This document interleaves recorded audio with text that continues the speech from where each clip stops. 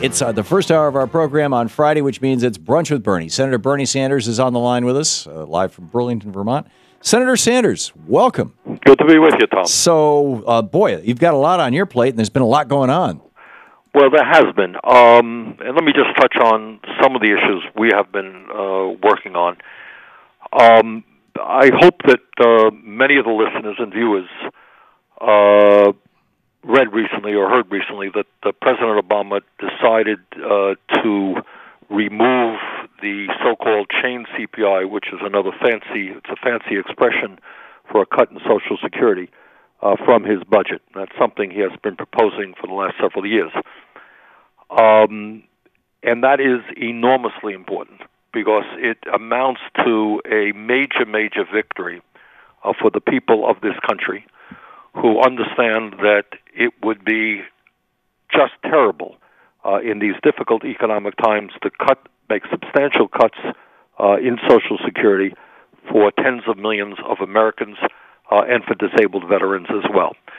The point that I want to make here, as somebody who has been very much involved in this whole process, is that 2 or 3 years ago, people may recall that we had not just the President of the United States talking about chain CPI, we had virtually every Republican talking about it. We had Democratic members of the Congress talking about it.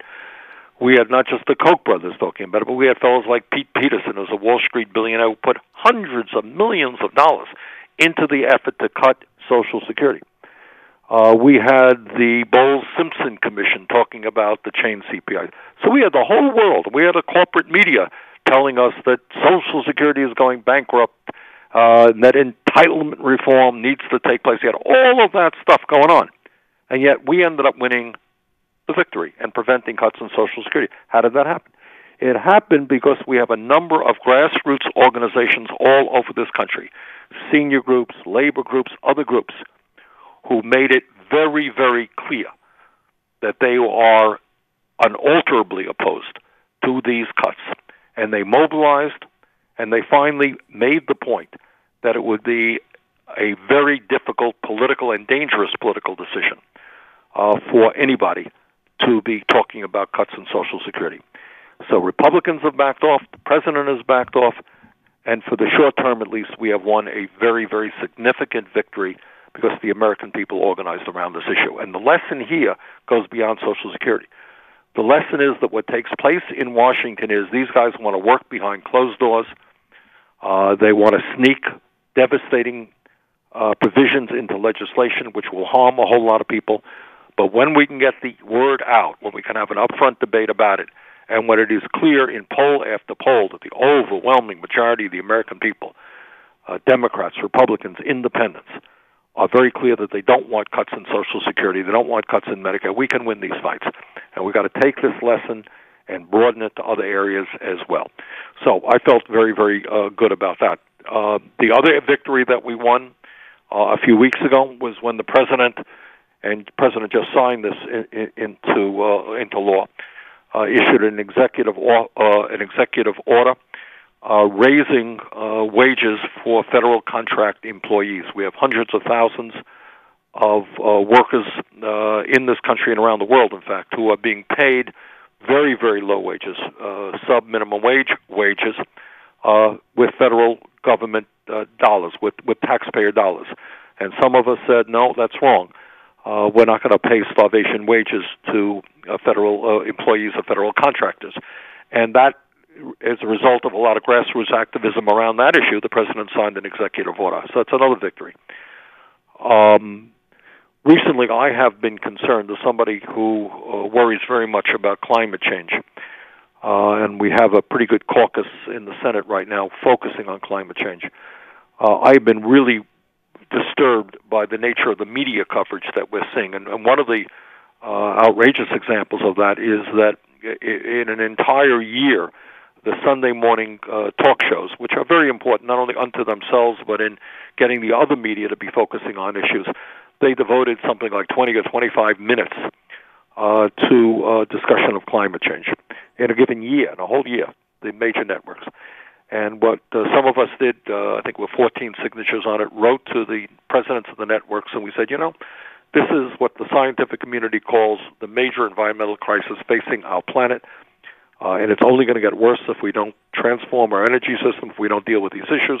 I was very pleased to see that just last week you had the three networks literally simultaneously on Sunday morning talking about climate change. So I think we can put some pressure on them and make them understand this is not an issue being debated anymore in the scientific community. Climate change is real. It's causing devastating problems right now. It will only get worse in years to come if we don't cut greenhouse gas emissions. So we're making some progress in that area.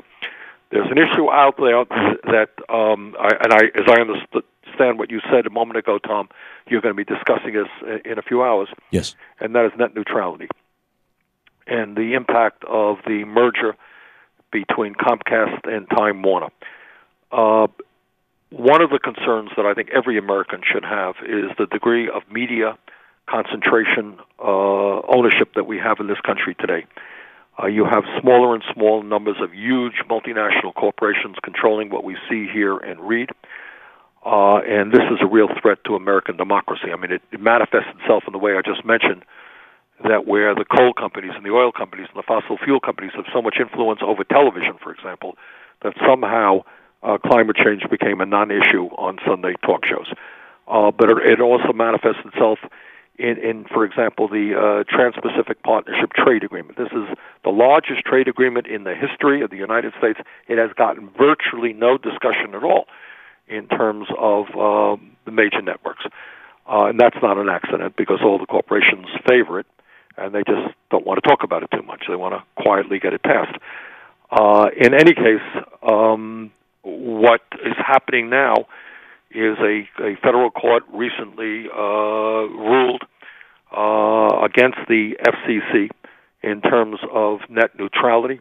In my view, the FCC and Chairman Wheeler have got to be very vigorous in talking about the importance, the enormous importance of net neutrality, in understanding that the Internet is not, quote-unquote, an information provider, but a telecommunications industry, that it needs to be seen as a common carrier, that it needs to be, what it does needs to be done in a democratic way, which means that you can't discriminate and give the big companies or the big websites an advantage over the little people, the small business people, or the average person. So this is, in itself is a huge issue and one that we are going to be working on as well. So those are some of the issues that have come across my desk in the last week. And I think one of the things that I'd like to point out, you're not saying it yourself, but it is so true, particularly with the chain CPI and this global warming on TV. Senator Bernie Sanders was at the tip of the spear on these issues. You, sir, were leading the charge with your newsletter, your website, your statements in public, your discussion on this program, everything that you've been doing. You're going right to the president's office and talking to him, and I just want to acknowledge you for that. That's very kind of you, Tom. But it's very true, and it's a testimonial to the importance of getting really good people elected to public office. Senator Bernie Sanders is with us. It's Brunch with Bernie. Our Brunch with Bernie hour will be back with your calls for Senator Sanders right after this. 15 minutes past the.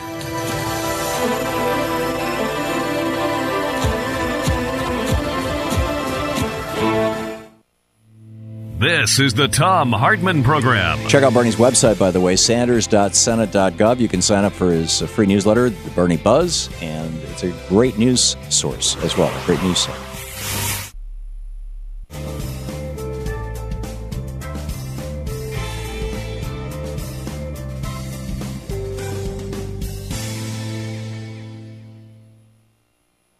And welcome back. Senator Sanders on the line with us. Shall we pick up some phone calls, Senator? Let's do it. Okay, Deborah in Rochester, Michigan. You're on the air with Senator Sanders.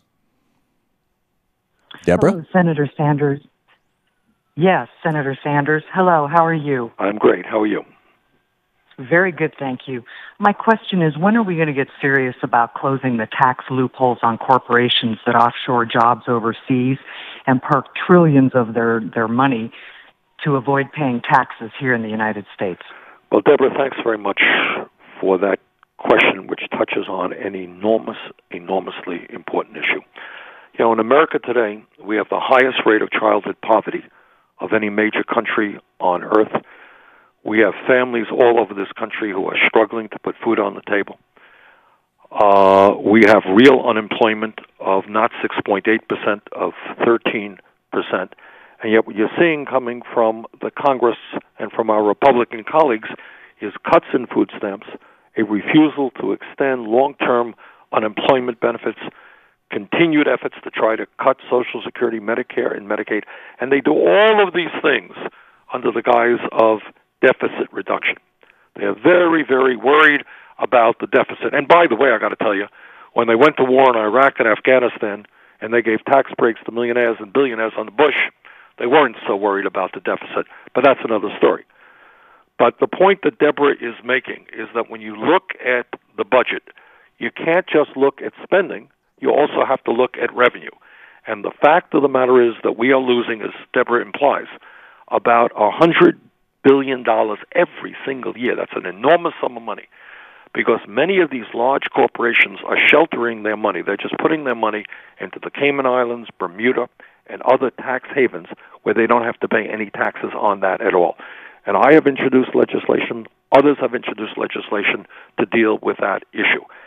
At a time when 1 out of 4 corporations doesn't pay a nickel in federal income tax, and at a time when corporations in this country are enjoying record-breaking profits, it is absolutely imperative that we end those loopholes, that we bring in that revenue, that we use that revenue to create jobs, to educate our kids. That's what we've got to do. So I thank Deborah very much for her important question. Pam in Vail, Oregon. We have just a minute to the break. Pam, a quick question for Bernie? Yeah, Bernie, it's an honor to talk to you. Hey, is there any way for the president or the Congress, but I was thinking the president with one of those executive orders, that he could force the power companies to put solar panels on top of power poles, like he's forcing the car companies to increase their mileage? Anyway, I'll let you answer. Mileage, Pam, that's a good question. And again, you're touching on a very important issue. Tom, I don't know how much time we have left. We have about 20 seconds. Well, let me just say this, and we'll pick it up after the break. We have made, under Obama, some good progress in terms of moving to sustainable energy. A lot more solar out there, and a lot more wind out there, and other sustainable technologies, a lot more now than we had 5 years ago. But given the enormity of the problem, we should be doing much more, and I'll talk about that. Okay, we'll pick that up on the other side of the break. It's 20 minutes past the hour. It's Brunch with Bernie. Senator Bernie Sanders on the line with us. We'll be right back with more of your calls for Senator Sanders.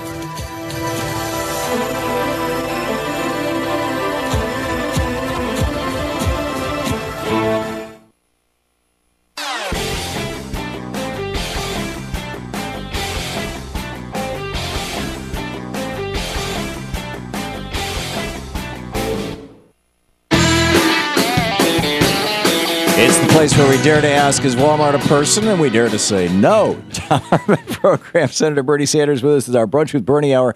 And Senator, you were just finishing a thought on. Asked, what can the president do to expand solar? What can he do with an executive order? And I think there are things he can do. But long term, it's much more effective if we have strong legislation.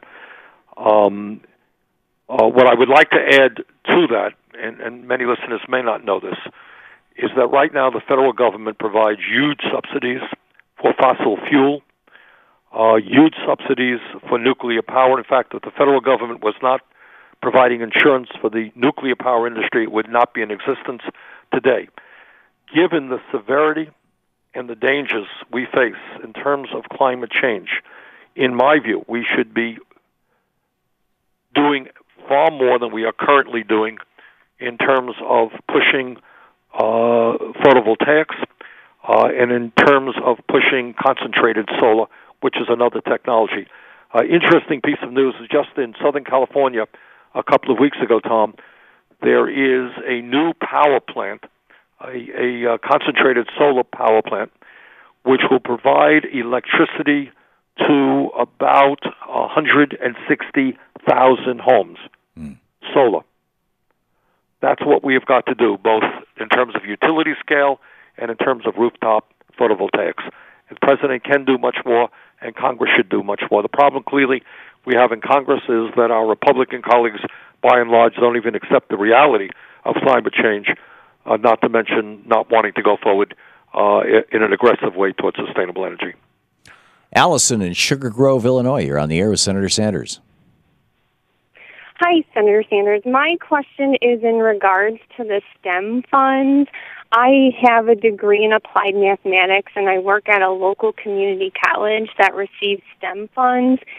And my concern about this is that what are you doing to check on these schools? Because I feel like the people who have the degrees, science, technology, engineering, and mathematics, are being undercutted at this school with the ongoing adjunct problem. And, you know, I'm a tutor there. I was told that a student could tutor just as efficiently as me. And the peer tutor is going to a STEM meeting, I find out. So it's upsetting me, and I was just wondering what you're doing to check up on these schools to make sure that, you know, they're promoting the program correctly and they're not undercutting the people who have the very degrees that they're trying to promote. You've raised, actually, Allison, a number of questions, some of which go beyond the issue of STEM, and that is the role of faculty in colleges and universities. And I think what we're seeing more and more is colleges and universities trying to utilize part-time staff, people who have lower degrees, rather than providing opportunities for tenured professors and PhDs. So that's an issue unto itself. In terms of STEM, I think, you know, clearly the goal is that there are in this country hundreds of thousands of decent-paying jobs, but we don't have a workforce that can qualify for these jobs because we don't have the training in computer skills or in mathematics. So that's what we're trying to do. So thank you very much, Allison, for your question. Robert in Rochester, Michigan. You're on the air with Senator Sanders. Yes, this is Robert Jones. Tom and Senator Sanders, I just want to say that both of you, can you hear me? Are very, very fine Americans, and we appreciate you much. Thank you. My question is, we've got a group out there that act in secret, but their policies are becoming very public, and the group is called ALEC. When are we going to expose them and our politicians that we pay to serve us that are serving ALEC and all the other multinational companies? Okay, thanks for the question, Robert. Robert touches, I don't think ALEC is the end-all. It really goes, in my view, beyond ALEC. ALEC is just one of the manifestations of the movement in this country toward an oligarchic form of society. What you have right now in this country today are three major political forces. You have the Democratic Party, you have the Republican Party, and then you have, for want of a better description, the Koch Party, the Koch brothers party. And it may well be that of the three, the Koch brothers are the most powerful, along with some of their billionaire allies. And what you're seeing is billionaires in this country, led by the Koch brothers, who come up with organizations like ALEC. And ALEC is a means by which they promote legislation at the state legislature level, cookie-cutter, anti-union legislation, anti-public school education legislation, anti-worker legislation, et cetera, pro-business legislation, pro-corporate legislation. And they work with state legislatures to get this stuff passed. But that's just one small part of what they do. We're looking now at a group of people who have an extreme right-wing agenda. What is their agenda?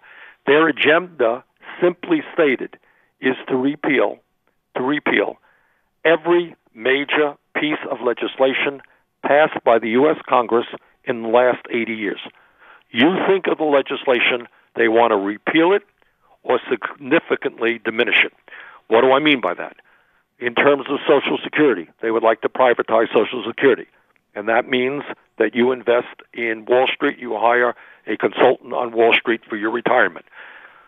They want to end Medicare as we know it right now, make it into a very, very different type program. They want massive cuts in Medicaid. They want to abolish the Department of Education, the Environmental Protection Agency, the Department of Energy. Some of them would want to privatize the Veterans Administration. Any government program out there that serves the needs of middle-class or working-class people, they want to significantly alter or do away with. That is their agenda. That is their agenda. And it is an enormous danger to the democratic process and middle-class people in this country, and we've got to fight back. Senator Bernie Sanders with us. We'll be right back. You're listening to the Thom Hartmann Program. Call 866-987-THOM. Brunch with Bernie here on the Thom Hartmann Program. Senator Sanders taking your calls. Check out his website at sanders.senate.gov.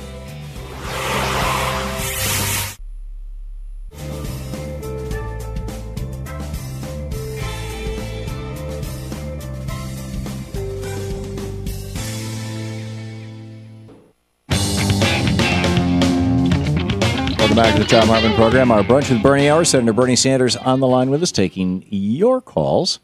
And, Senator, pick up some more calls here. Let's do it. Okay. Myrna in St. Ignatius, Montana. You are on the air with Senator Sanders. Hello, Senator Sanders. They call me Lynn. I live on the Flathead Indian Reservation on the outskirts of a little town called St. Ignatius in Montana. Verizon has rented property from an elderly non-tribal member, and they are building a cell phone tower about 400 feet away from my home, but also from the K through 12 school where I taught, and also within 2 miles of a large tribal health center. Is there any, I'm interested in the effects, I know some of them, but also any laws about the tower close to the school or clinic and any actions that can be done?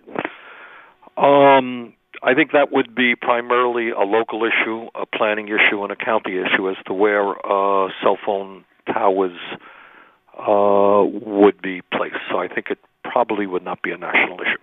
Okay. Matt in Crown Point, Indiana. You're on the air with Senator Sanders. Thanks for watching on YouTube. Hi, thank you. Senator Sanders, I volunteer with an organization called the Wolfpack working to address the issue of money in politics.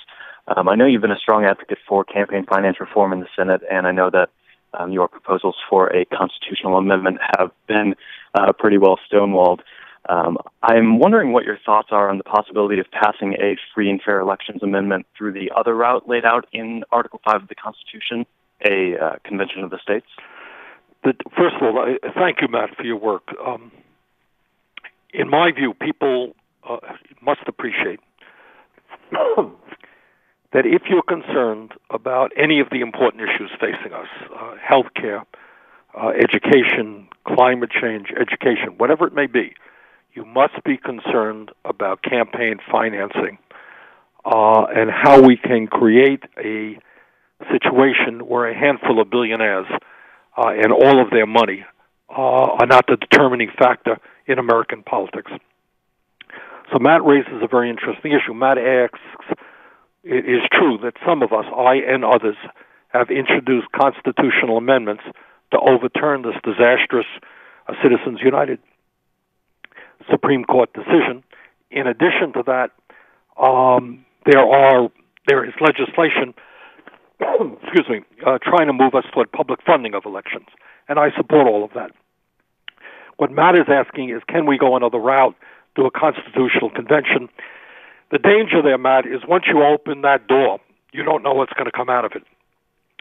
So at the moment, at least, my feeling is that we need a massive grassroots movement, and we're beginning to see it.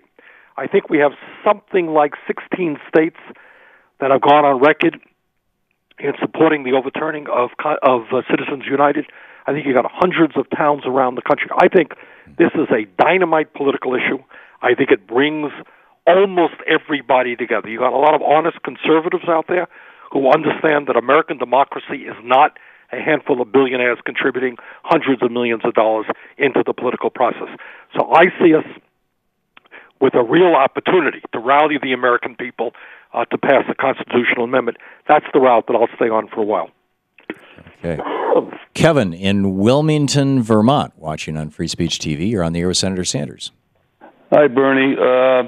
Quick question about the Sandia Labs teaming up with UVM, but most importantly, are there Senate rules where the whole Senate could debate and possibly censure Senator Corker for what he did with the VW situation the other day? I find that very, very troubling. Well, thanks, Kevin. In terms of Senator Corker, he came out in opposition to a union drive in Tennessee. I think he was wrong, but he does, in fact, have the right. I often come out on those issues, and I come out for the workers trying to form a union. So, I don't think he is subject to censure. In terms of Sandia, what we're trying to do here in Vermont is work together, and we've made some progress on this in developing a consortium between the Sandia National Lab, the University of Vermont, some of our utilities, and some of the colleges, in doing a number of things, but mostly, to my mind, trying to figure out a way that Vermont can lead the nation in terms of energy efficiency and sustainable energy. So we're making some progress in that, Kevin. Mark in San Francisco, you're on the air with Senator Sanders. Good afternoon, gentlemen. I wanted to bring up the fact that a lot of pensions were devastated because of Wall Street. That happened to me, and also my 401k took a beating. So what I'd like to see is a tax on Wall Street and use that money to put into Social Security, because I'm not the only one in this kind of a situation. This is a big issue that needs to be addressed, and I think we ought to take the offense and go after Social Security and make it stronger. Well, Mark, thank you very much. You're absolutely right. As a result of the greed and recklessness and outrageous behavior on Wall Street, a whole lot of people lost a whole lot. They lost their jobs, they lost their homes, and some of them lost their life savings, or a good part of their life savings.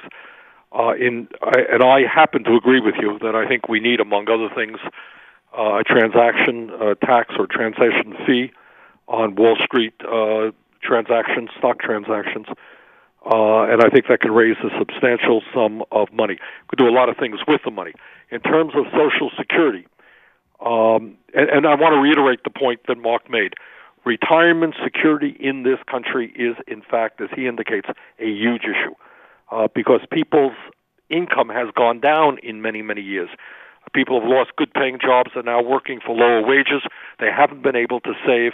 They have very little in the bank or in their accounts to deal with their retirement. So Mark is right. I think we should not only work to save Social Security and prevent any cuts, we need to make Social Security stronger and more expansive. There are ways to do that.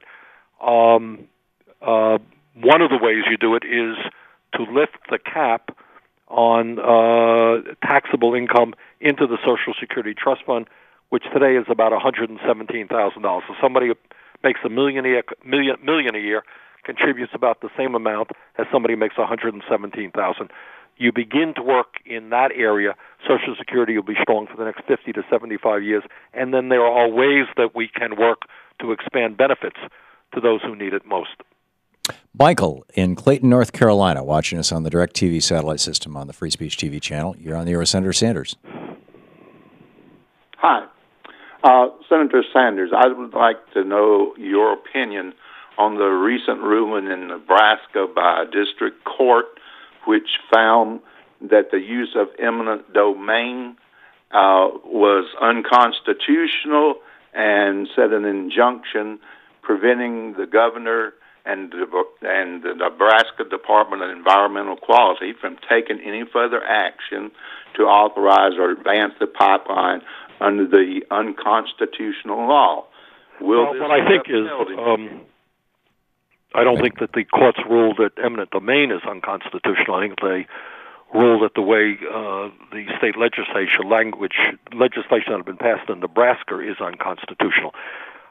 So, I think I am a strong opponent of the Keystone Pipeline, well above and beyond that particular issue in Nebraska. And the reason that I am opposed is that we have finally got to understand is that we need to transform our energy system away from fossil fuel. And approving this Keystone Pipeline, and that's now in the hands of the President and Secretary of State Kerry, To approve that pipeline is essentially to give a green light and to say, yeah, we don't have a problem with more and more, particularly in this case, dirty oil. It's okay.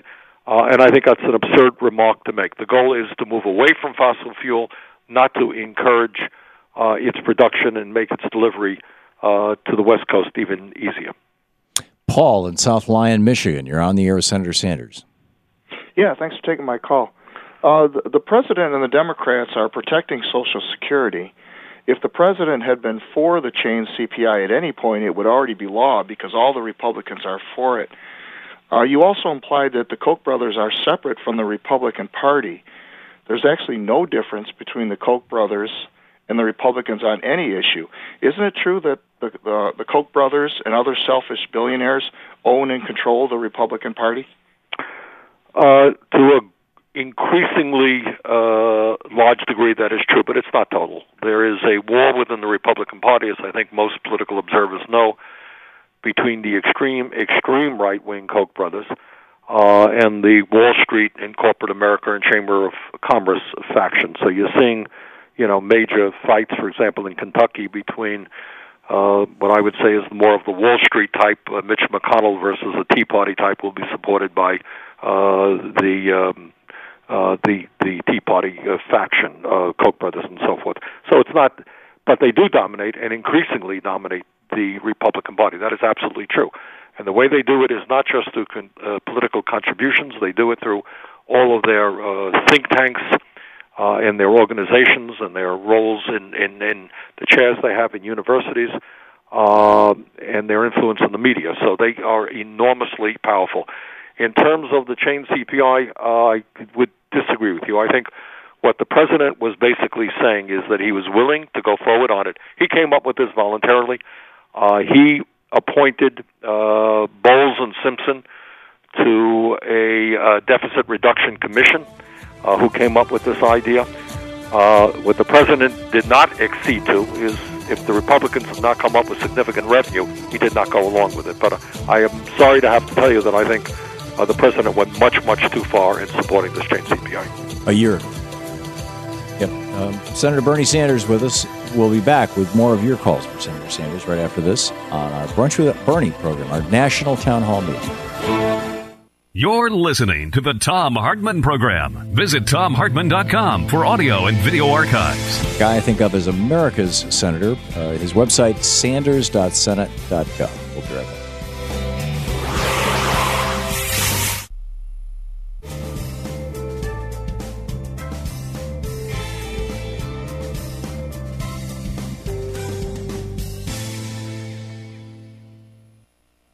Welcome back. And before we go further, if sure. I could, sure. Just make a brief comment. Mm-hmm. We talked about it earlier about the Comcast takeover or proposed takeover of Time Warner. On my website, sanders.senate.gov, I asked folks to comment on that. We have received over 8,000 comments on that proposed takeover. And if anyone, and I'm going to read some of them on the floor of the Senate. And if people would like to write about their concerns about this proposed merger or takeover, I would love to hear from you at sanders.senate.gov. Great. And I'll mention that again, too, after the break. Al in Rome, Wisconsin, watching Free Speech TV on DirecTV. You're on the air, Senator Sanders. Senator, I don't envy your job. I wouldn't have it for $1 million, but I'm wondering if anything's happening on decoupling discharges from VA benefits. On decoupling military discharges from VA benefits. I mean, the question of whether somebody got an honorary discharge. Yeah, it is an issue. Here's the issue. And as chairman of the Veterans Committee, I want to tell you how we are working and hope to have on the floor of the Senate this week the most comprehensive veterans legislation that has been seen in about 20 years, which, if we can get it passed, will do a whole lot of good things for veterans and their families. In terms of the issue that you raised, it's a very important issue, and here's the issue.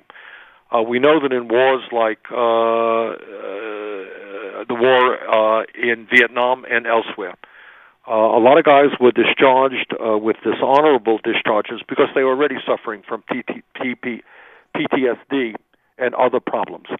and they were unable to get out of the military with an honorable discharge. Now, having received a dishonorable discharge, they're not eligible for a variety of VA benefits. And that's the issue I think that Al is talking about, and it is an issue that we are looking at. Okay. Let's see here. Ed in Klamath Falls, Oregon, watching Free Speech TV on the Dish Network. You're on the air with Senator Sanders. Good day, Senator. Hey, Ed, how are you? Doing good. I was looking at the news, and I saw that the diplomatic service in Kiev is now picking up their mail with an armored car as well as an ordinary SUV. They throw their ordinary mail into the SUV, and God knows what they're throwing into the armored car. I suspect bales of $100 bills to finance the CIA's destabilization of Ukraine. Could you look into this, please? Well, we are going to be looking into the Ukraine in general, but I have no knowledge of what you are just suggesting. Okay. Steve in Irwin, Tennessee. You're on the air with Senator Sanders. Senator Sanders, I'm all for food stamps, but I observed a woman the other day, heavy-set, 3 children, heavy-set. She had $165 worth of food stamps items. 3/4 of them were Pepsi's, junk food. Can you do anything about stopping the buying with food stamps of junk food, soft drinks, junk food? So we're going to have to pick the answer. We're going to have to pick that answer up on. Let me take it after the. On the other side. Steve, thank you for the call. We'll have Bernie answer that question right after the break. It's 10 minutes before the hour here on the Thom Hartmann Program, and don't forget you can. Well, I'll mention that. We'll be right back.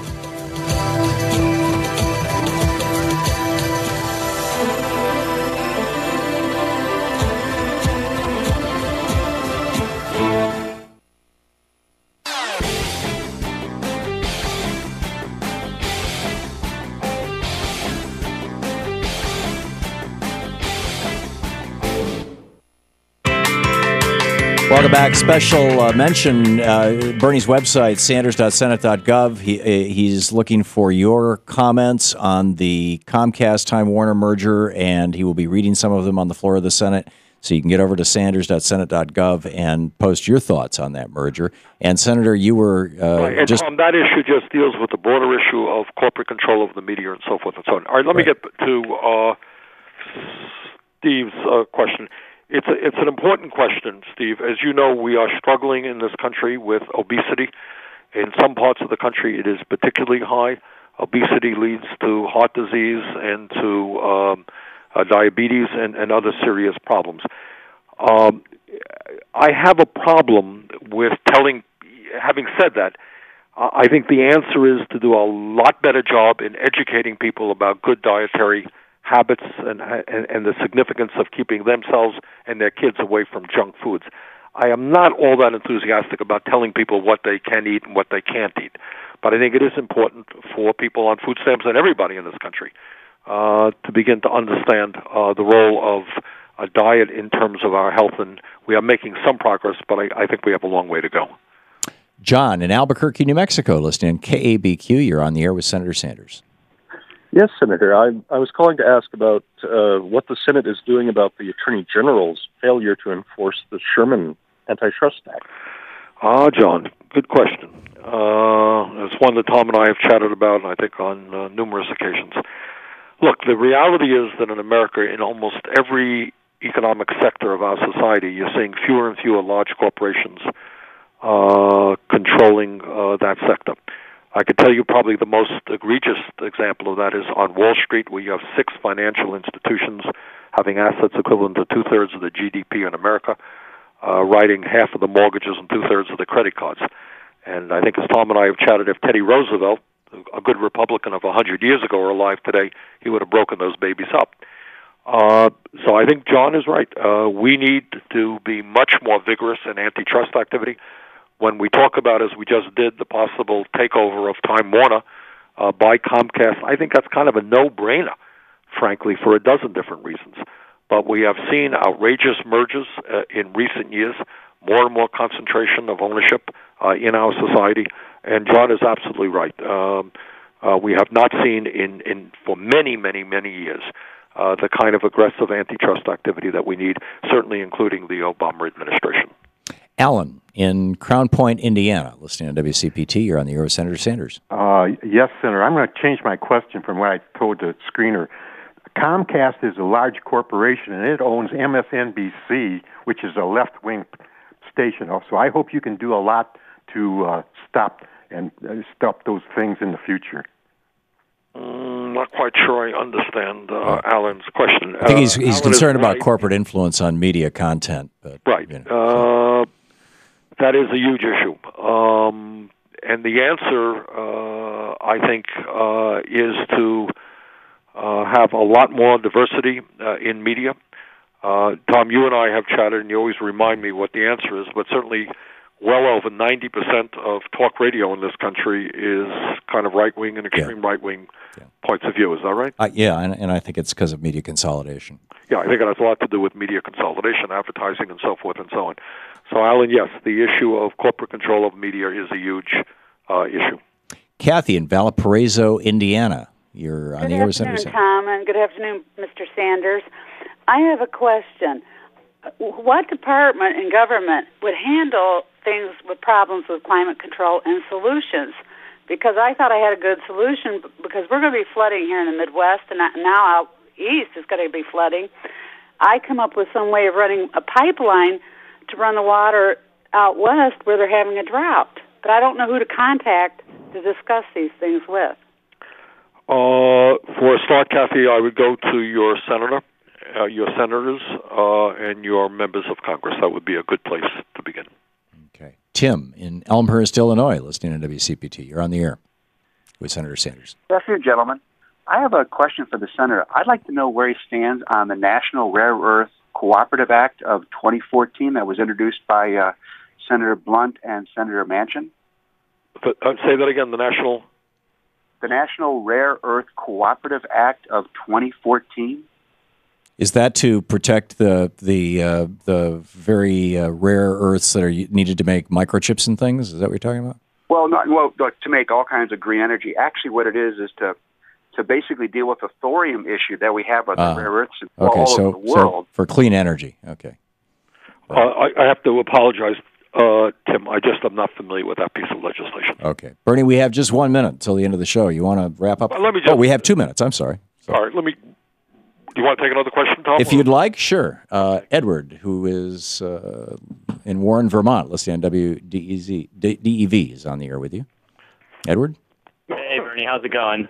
Good. So I have a question about the taxation of my dollar bill and how every dollar that I am paid, I'm taxed on income tax. And then when I go and spend my dollar, I'm taxed on any number of forms of sales tax. And then I'm curious as to how, as every person that has an income is taxed that way, why our entire country is in a state of debt perpetually. Well, Edward, I think you've asked a number of questions. We are in a deficit and a state of debt because we spend more money than we take in. In recent history, the reason for that is during the Bush years, we went to war in Iraq and Afghanistan. We gave huge tax breaks to people who didn't need it. We passed the Medicare Part D program, all of which were not paid for. So when Clinton left office, we actually had a pretty good surplus, and there was a thought that the national debt, would be wiped out in not so many years, but that was reversed under the Bush administration. In terms of taxation, Edward, all I can tell you is that when we are living as we are right now in a country which has massive income and wealth inequality, such that the top 1% are now earning about 95% of all new income generated in America, the kind of tax system we should have, in my view, would ask the wealthiest people in this country and the largest corporations to stop paying their fair share and take the burden off the middle class and working families. Senator Sanders, thanks again for being with us this week. Okay. Thank you. Great talking. Thank you. And be sure to check out Bernie's website, sanders.senate.gov. He's collecting your thoughts and stories on the Time Warner merger and that sort of thing.